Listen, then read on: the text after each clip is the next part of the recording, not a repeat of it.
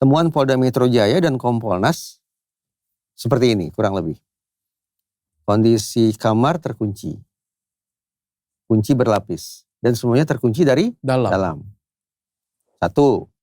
Yang kedua, dicek plafon, langit-langit, tidak ada tanda-tanda dijebol, tidak ada tanda-tanda dirusak yang mengindikasikan ada upaya pihak eksternal masuk ke dalam kamar. Oke. Dua.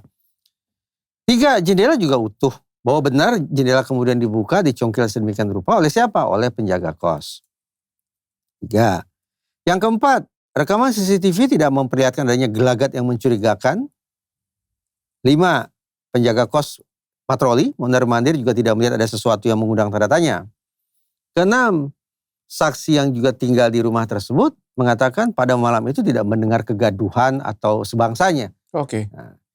Dan ada juga yang temuan dari Kompolnas yang barangkali sangat menentukan adalah ketika dilakukan pemeriksaan sidik jari di sekitar lakban hanya ditemukan satu sidik jari, yaitu sidik jari almarhum.